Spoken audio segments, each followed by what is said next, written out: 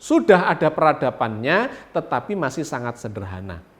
Masih disebut sebagai Homo erectus. Ini nanti akan berkembang, volume otaknya menjadi lebih besar, dan kemudian menjadi Homo sapiens. Nah, menariknya ketika ini kita kaitkan dengan Nabi Adam. Ternyata Nabi Adam itu kalau kita telusuri dari sisi sejarah agama, sejarah kenabian, itu tidak mencapai 200.000 tahun yang lalu, melainkan di bawah 10.000 tahun yang lalu.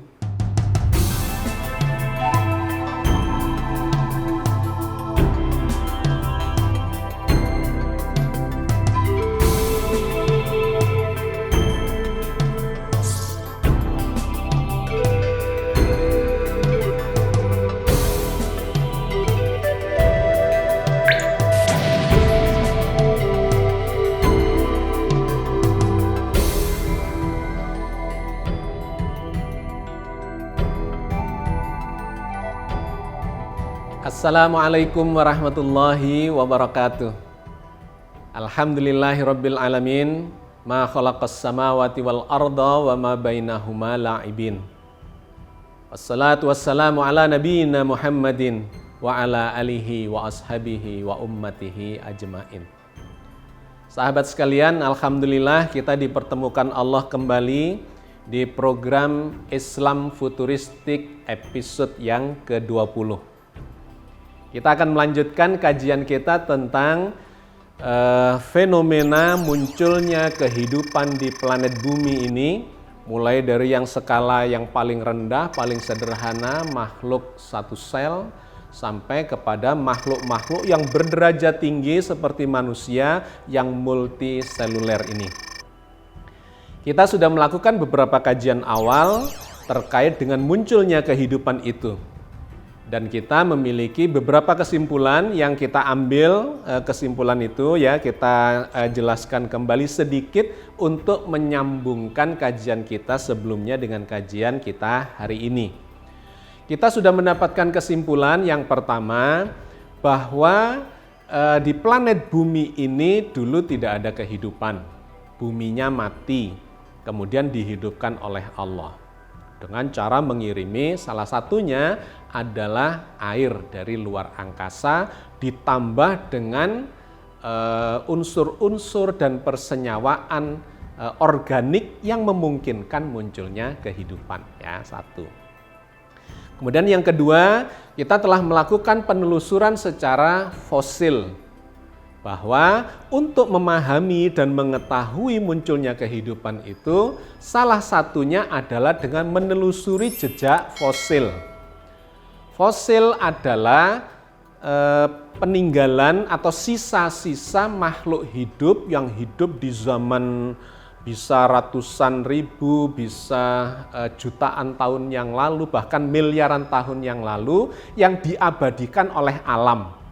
Mungkin berada di lapisan tanah yang sangat dalam, mungkin di dalam bebatuan, mungkin di dalam lingkungan yang beku karena ada es di sana dalam jumlah yang banyak atau lapisan yang sangat tebal. Maka itu bisa mengabadikan sisa-sisa kehidupan di zaman lalu dan kemudian kita bisa mengukur dari sana atau mendapatkan sejumlah kepahaman data-data terkait dengan usia fosil itu, bentuknya fosil itu, hidup di zaman apa dan seterusnya dan seterusnya. Ya, itu yang kedua terkait dengan fosil.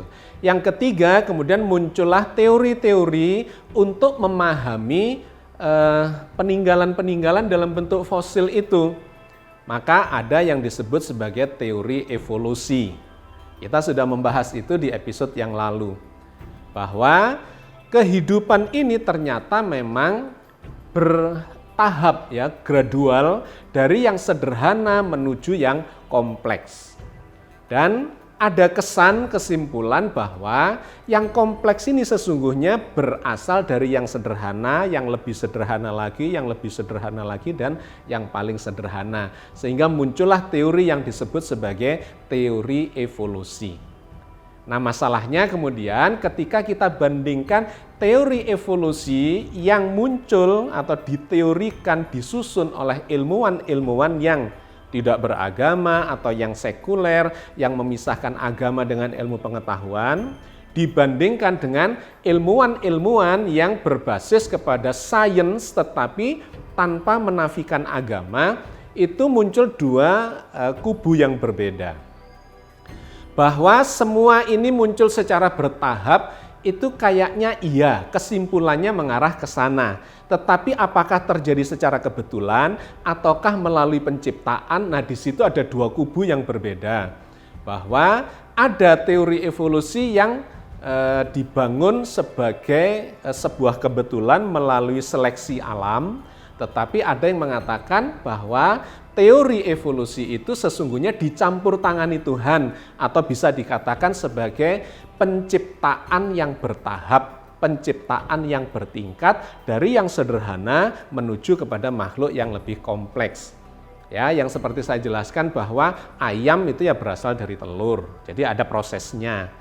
Pepohonan berasal dari bibitnya, ada prosesnya. Termasuk manusia itu juga dari sel-sel yang lebih kecil sampai kepada inti selnya ada molekul-molekul biokimiawi ya, penyusun DNA kita atau genetika kita. Oke, sahabat sekalian, ini adalah kesimpulan ya ringkas dari apa yang sudah kita bicarakan di waktu-waktu yang lalu di episode yang sebelumnya. Nah, pada episode kali ini kita akan lebih fokus untuk mempelajari, mengkaji tentang munculnya kehidupan manusia di planet bumi ini.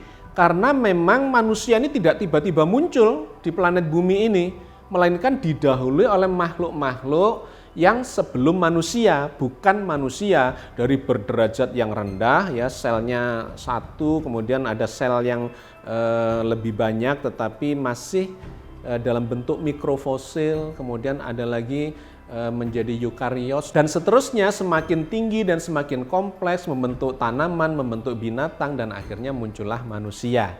Ya, jadi itu data fosil yang sudah kita bahas di episode yang lalu.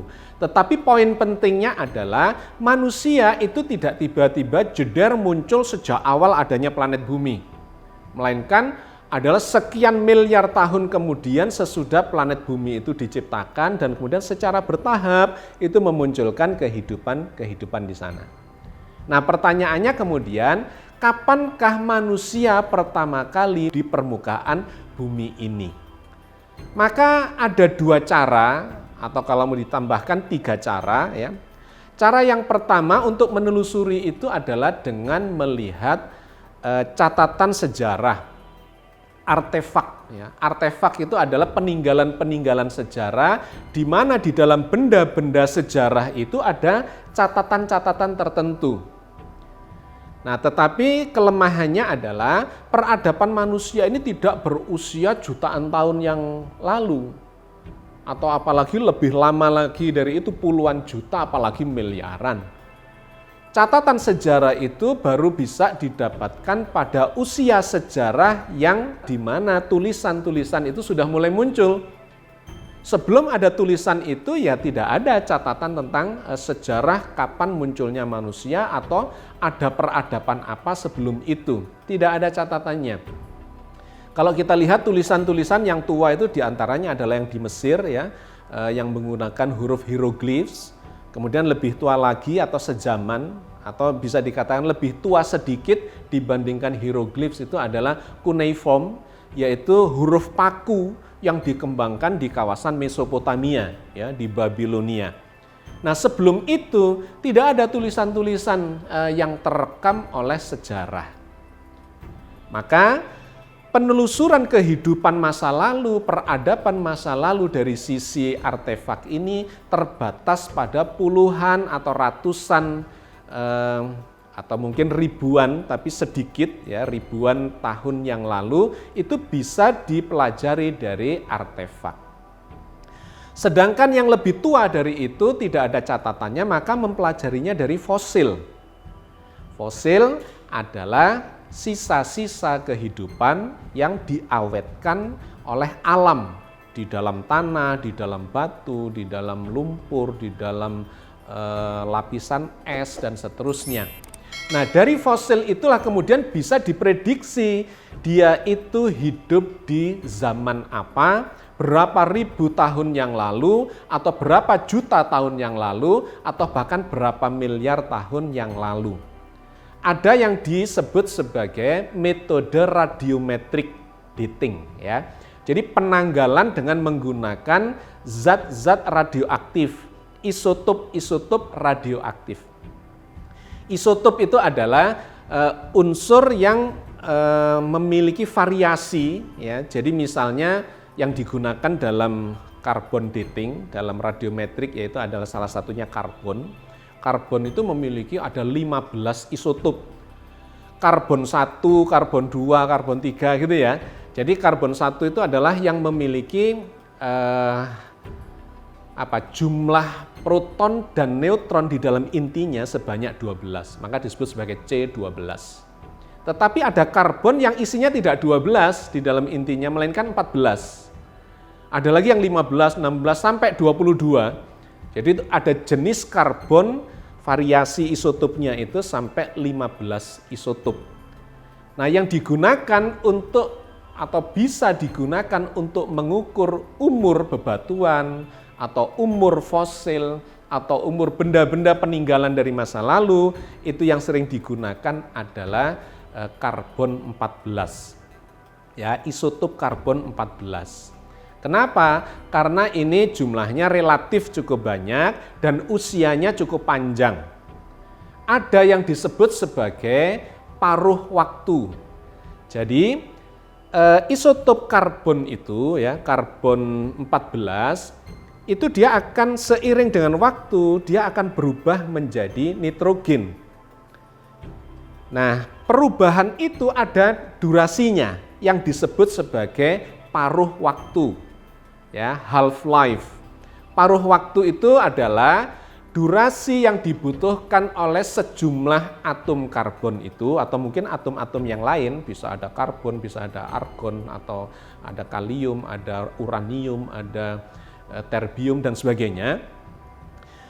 Paruh waktu itu adalah durasi yang dibutuhkan oleh sebuah unsur, oleh sebuah isotop untuk menjadi unsur yang lain di mana jumlahnya berkurang separuh.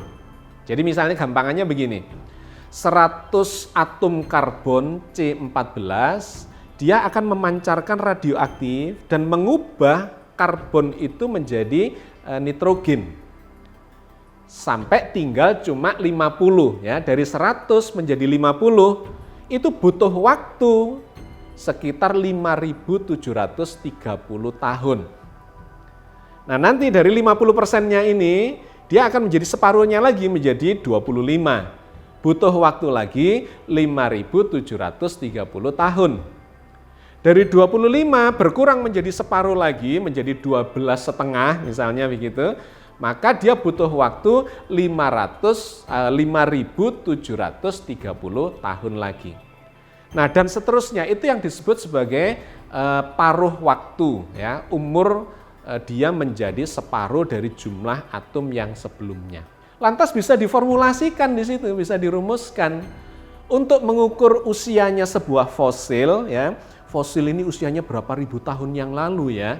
Itu ada rumusnya, lantas bisa diformulasikan. T sama dengan, ya, T ini adalah umur dari fosil itu, sama dengan T besar itu adalah umur paruhnya yang 5.730 tahun itu, dikalikan log dari jumlah karbon yang ada di udara dibagi dengan jumlah karbon yang ada di sampel fosil itu. Jadi ada yang disebut sebagai siklus karbon, bahwa karbon itu dimulai dari atmosfer kita. Di atmosfer ini banyak, ya, atmosfer bumi ini mengandung banyak nitrogen. Nitrogen itu kadarnya sekitar 78% dari atmosfer kita. Oksigennya cuma 21%. Nah, dari nitrogen itu ketika dia terkena sinar kosmis, ya, radiasi dari luar angkasa, maka dia berubah menjadi karbon 14, ya, nitrogen 14 menjadi karbon 14.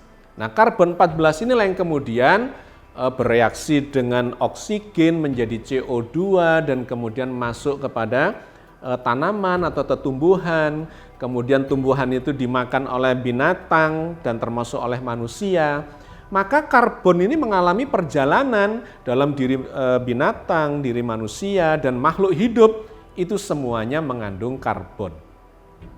Nah, ketika kemudian makhluk hidup itu mati, maka saat itulah jumlah karbon yang ada di makhluk hidup yang mati itu sama dengan kadarnya yang ada di atmosfer.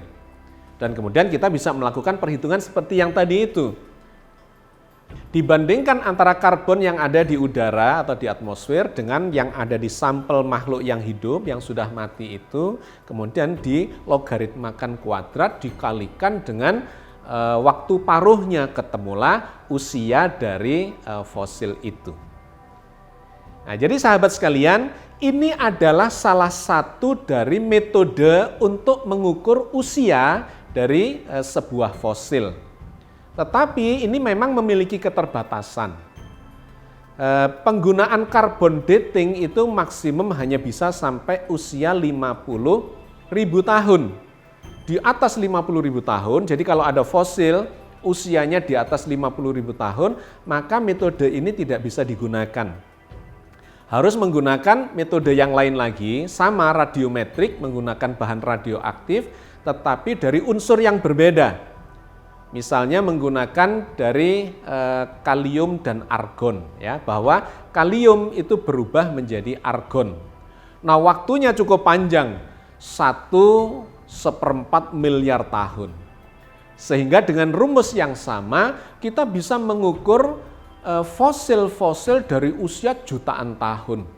Mulai dari 50.000 tahun ya ke atas sampai dengan 5 juta tahun. Itu bisa digunakan dengan menggunakan KAR ya, kalium argon dating. Maka fosil-fosil yang berusia jutaan sampai 5 juta tahun itu bisa diprediksikan dengan cara itu. Kalau ingin lebih lama lagi, misalnya kayak dinosaurus ya, yang usianya diperkirakan 65 juta tahun yang lalu, maka menggunakan unsur yang berbeda lagi, yang paruh waktunya itu lebih lama, yaitu menggunakan uranium. Nah, perpaduan antara teknologi radiometrik dating dengan geologi, ada di dalam geologi itu yang disebut teori stratifikasi. Fosil itu tertimbun atau terkubur di lapisan mana. Ya, jadi nanti Anda bisa melihat itu, struktur tanah kita itu berlapis-lapis. Lapisan yang paling bawah itu yang paling tua, kemudian tertimbun oleh lapisan, dan seterusnya sampai jutaan tahun. Maka kita bisa memprediksi di lapisan sekian itu usianya berapa, lapisan sekian lagi usianya berapa. Ya, salah satu contoh yang saya lihat misalnya di Mesir ketika para ahli arkeologi melakukan ekskavasi untuk membongkar ya peninggalan-peninggalan dari zaman Fir'aun. Nah, itu kelihatan itu ada lapisan-lapisannya itu. Nah, di lapisan yang semakin ke bawah usianya semakin lama. Perpaduan antara teori radiometrik dengan stratifikasi itu akan memberikan akurasi yang lebih tinggi. Bahwa di lapisan sekian itu diperkirakan usianya sekian karena mengandung bebatuan jenisnya ini, ditambah dengan pengukuran. Ya, kalau pakai yang uranium itu tidak mengukur fosilnya. Karena tidak ada di dalam tubuh kita, kalaupun ada sangat sedikit, itu yang ada adalah di timbunan tanahnya, di lapisannya itu, yang mengubur fosil itu, di sana boleh jadi terkandung uranium. Nah, kalau terkandung itu, maka kemudian bisa diprediksi berapa usia lapisan itu, dan dengan demikian berarti fosil itu pun memiliki usia yang kurang lebih dengan lapisan di mana dia terkubur atau tertimbun.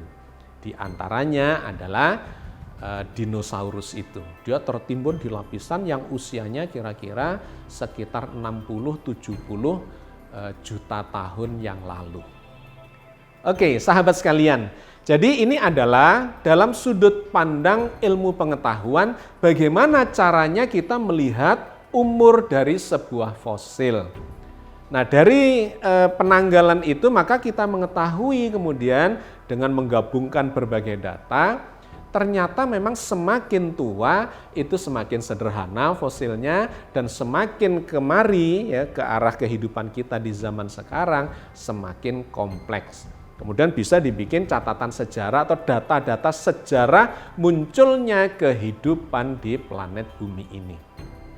Apa yang dilakukan oleh para ilmuwan ini tentu adalah sebuah upaya rekonstruksi untuk melacak ke masa lalu, ya, seperti seorang detektif misalnya sedang melacak sebuah peristiwa kriminal, di mana detektif itu tidak menyaksikan sendiri apa yang terjadi, peristiwa kriminal yang terjadi pada saat itu, melainkan dia berusaha melakukan rekonstruksi dengan cara mengambil data-data, sampel-sampel, jejak-jejak, ya, bukti-bukti yang ada di sekitarnya, kemudian dibuat sebuah analisis dan diformulasikan menjadi sebuah kesimpulan.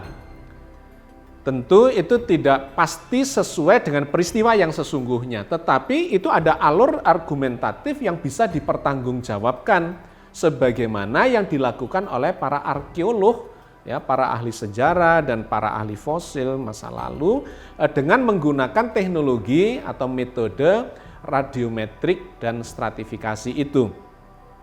Jadi kalaupun kemudian ada penyimpangan beberapa bagian, itu tidak kemudian langsung menggugurkan secara umum teori yang sudah disusun ini, karena memang setiap teori ilmiah itu memiliki namanya toleransi. Misalnya umur paruh tadi, ya, umur paruh dari karbon 14 tadi 5.730 plus minus 40 tahun. Artinya ada toleransi kesalahan, bisa lebih 40 tahun, bisa kurang 40 tahun. Itu oke, karena memang tidak 100%, tidak ada seluruh perhitungan dari rumus-rumus yang saintifik itu pasti memiliki nilai toleransi. Itu nggak ada masalah. Tetapi bukan berarti lantas apa yang kita lakukan ini runtuh semuanya. Tidak. Karena kira-kira 80-90% itu bisa dipertanggungjawabkan bahwa apa yang dirumuskan, diformulasikan melalui radiometrik maupun teknik secara geologis yaitu stratifikasi itu memberikan gambaran yang akurat dengan akurasi toleransi plus minus, ya, plus minus sekian persen itu adalah hal yang biasa. Maka kembali kepada apa yang telah dilakukan oleh para ilmuwan untuk melacak masa lalu ini bisa dipertanggungjawabkan, ya, bahwa usia fosil itu bisa dihitung dengan menggabungkan beberapa metode itu. Semakin banyak metode itu digunakan untuk saling cross check, maka itu semakin akurat, ya. Jangan cuma menggunakan satu saja. Karena kalau satu saja itu bisa penyimpangannya lebih besar dibandingkan dengan dua metode yang di cross check. Misalnya menggunakan gabungan metode antara radiometrik, ya, menggunakan pengukuran radioisotop yang digabungkan dengan teknik atau metode geologis yang disebut stratifikasi. Dia terkubur di lapisan kedalaman berapa pada lapisan apa, kemudian sambil diukur berapa usia fosil itu. Nah, kombinasi itu akan lebih menguatkan.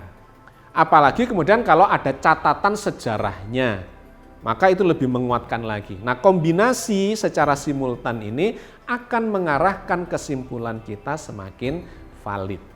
Maka dari sini kita beranjak kepada kapan manusia itu mengalami atau muncul di permukaan bumi ini. Nah, dalam catatan sejarah maka sejarah arkeologi, maka diketahui bahwa fosil-fosil yang tertua terkait dengan manusia itu adalah sekitar jutaan tahun yang lalu, yaitu manusia purba yang disebut sebagai Homo erectus. Bentuknya sudah seperti manusia, sudah berdiri dengan kakinya yang dua, dengan tangannya yang dua, dengan mata yang menghadap ke depan, telinganya di kanan kiri, dan bentuknya seperti ini, ya, Homo erectus, itu sudah ada fosilnya pada usia sekitar jutaan tahun yang lalu. Tapi belum ada manusia modern. Dari mana diketahuinya? dari volume otaknya. Karena pada makhluk-makhluk yang seperti manusia sudah berdiri yang disebut Homo erectus itu ternyata volume otaknya cuma separuh dari otak manusia modern. Dan volume otak itu menggambarkan kecerdasannya, termasuk menggambarkan peradabannya. Ya, kualitas peradabannya masih sangat sederhana. Sudah ada peradabannya, tetapi masih sangat sederhana. Masih disebut sebagai Homo erectus. Ini nanti akan berkembang volume otaknya menjadi lebih besar dan kemudian menjadi Homo sapiens, di mana otaknya itu 2 kali lipat volumenya dibandingkan dengan Homo erectus itu. Nah, Homo sapiens ini fosil-fosilnya diketahui berusia sekitar 200.000 tahun yang lalu. Ini kalau kita melihat di Al-Quran ya, meskipun nanti ini akan kita bahas secara khusus di episode yang berikutnya, tetapi sebagai awalan, di dalam Al-Quran itu ada menyebut manusia dengan Al-Bashar dan menyebut manusia dengan Al-Insan.